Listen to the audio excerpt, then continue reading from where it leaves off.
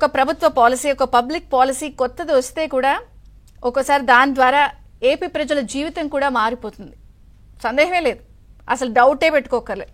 ఎందుకంటే ఆంధ్రప్రదేశ్లో కూటమి ప్రభుత్వం ఏర్పడిన తర్వాత ముఖ్యమంత్రిగా చంద్రబాబు గారు బాధ్యతలు స్వీకరించిన తర్వాత అప్పటి వరకు గత 5 ఏళ్లు ఏం జరిగింది, పరిశ్రమలు ఎలా తరలి వెళ్ళిపోయాయి, అసలు ఇక్కడ ఉపాధి అవకాశాలు ఏమీ లేక వేరే రాష్ట్రాలకు వెళ్ళిపోవడం, ఏదో బటన్ నొక్కితే 4 డబ్బులు జోబులో పట్టడం తప్ప కనీసం ఒక పెట్టుబడి, ఒక ఘనమైన యాంకర్ కంపెనీ, లేకపోతే ఇది ఆంధ్రప్రదేశ్ రాష్ట్రానికి సంబంధించిన ఒక ఘనకీర్తి అని చెప్పుకునేటువంటి ఏ అంశాలు గత 5 ఏళ్లలో చోటు చేసుకోలేదు.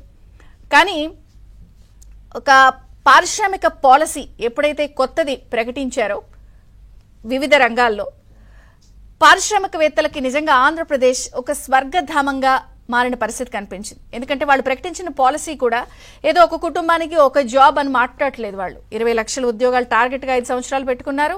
ప్రతి కుటుంబంలో ఒక ఆంట్రప్రెన్యూర్ ఉండాలి అంటే వాళ్లే మిగిలిన వాళ్ళకి జాబులు ఇచ్చే స్థాయికి ఎదగాలి అనే ఒక పాలసీని పెట్టుకుని వాళ్ళు ఇండస్ట్రియల్ పాలసీని ముఖ్యమంత్రి గారు వివిధ రంగాల్లో ప్రకటించిన తర్వాత నిజంగా ఒక్కసారిగా ఆంధ్రప్రదేశ్ వైపు పారిశ్రామికవేత్తల చూపు పడింది. చకచక ఒప్పందాలు జరుగుతున్నాయి. దావోస్ వెళ్లారు, అక్కడ ప్రజెంట్ చేసి వచ్చారు. ఇది వ్యవహారాలు రండి, ఒకసారి విజిట్ చేయండి, మాకు పెట్టుబడులు పెట్టండి అని అందరిని ఆహ్వానించారు. అన్న ప్రకారమే నిన్న ఢిల్లీ వేదికగా టెక్ దిగ్గజం మైక్రోసాఫ్ట్ అధినేత బిల్ గేట్స్తో ఏపీ దిగ్గజం చంద్రబాబు గారు భేటీ అవ్వడం, చకచక ఒప్పందాలు చేసుకోవడం, 5 అంశాల విషయంలో కీలక ఒప్పందాలు జరిగాయి.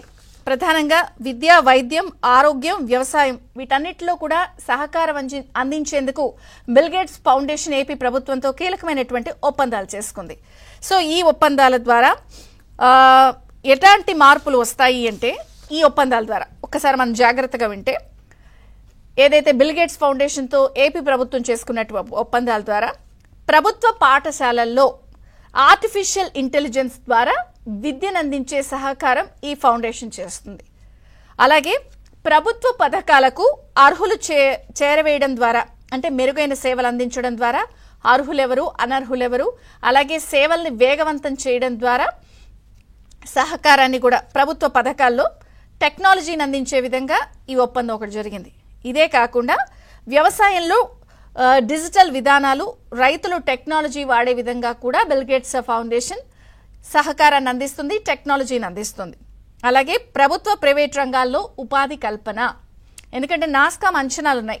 నాస్కామ్ అంచనా ఏం చెప్తుందంటే, ఒక ఐటీ ఉద్యోగి ద్వారా 4 ఉపాధి అవకాశాలు పొందే ఆస్కారం ఉంటుంది. కాబట్టి ఎప్పుడైనా ఒక ఐటీ జాబ్ ఇస్తే దాంతో యాన్షులరీగా ఇంకొక 4 జాబ్లు వచ్చే అవకాశం ఉంటుంది అని నాస్కామ్ అంచనా వేసిన నేపథ్యంలో ప్రభుత్వ ప్రైవేట్ రంగాల్లో ప్రధానంగా ఉపాధి కల్పనకు కూడా బిల్ గేట్స్ ఫౌండేషన్తో ఒప్పందాలు చేసుకున్నారు.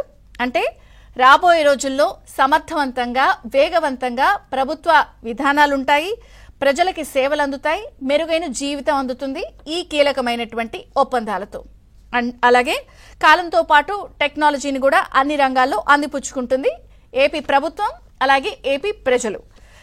అలాగే ఈ భేటీకి సంబంధించిన అంశాలన్నింటినీ, వివరాలన్నింటినీ కూడా పూర్తి స్థాయిలో ఏపీ సీఎం చంద్రబాబు గారు ఎక్స్ వేదికగా పోస్ట్ చేశారు. అయితే గల్లీ టు ఢిల్లీ, ఢిల్లీ టు గల్లీ అని మనం క్రికెట్లో వింటూ ఉంటాం. నిజంగా అటు ఢిల్లీలో ముఖ్యమంత్రి గారు 6ల మీద 6లు కొడుతూ టెక్ దిగ్గజాలతో, ఎవరెవరు పారిశ్రామికవేత్తలతో ఏ మాత్రం అవకాశం ఉన్నా ఆయన పెట్టుబడులు, కీలక ఒప్పందాలు చేసుకుంటూ ఆయన అక్కడ దూసుకుపోతూ ఉంటే, మరొక పక్కన గల్లీలో అంటే ఆంధ్రప్రదేశ్ ఎరీనాలో మంత్రి నారా లోకేష్ గారు కూడా చకచక పోటీ పడుతున్నారు ఒప్పందాల విషయంలో, ప్రారంభోత్సవాల విషయంలో. నిన్న మనం చూసాం, విజయవాడ సమీపంలోని మల్లవల్లిలో మోడల్ ఇండస్ట్రియల్ పార్క్లో అశోక్ లేలాండ్ కంపెనీకి సంబంధించిన బస్సుల్ని ఆయన జెండా ఊపి ప్రారంభించారు అఫీషియల్ గా.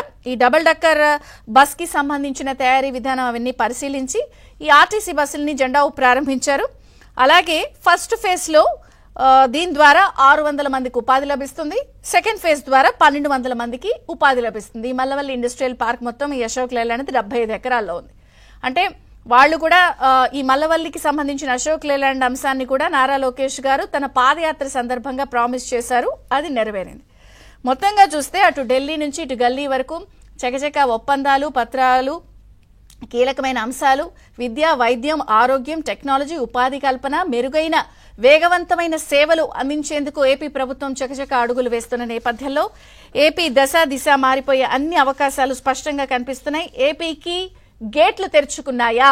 గేట్స్ అంటే బిల్ గేట్స్ తో పాటు అన్ని రకాల గేట్లు తెరుచుకున్నాయా? 7 లక్షల కోట్ల పెట్టుబడులతో మార్గం సుగమమైందా? ఏపీ రూపురేఖలు మారబోతున్నాయా? బాబు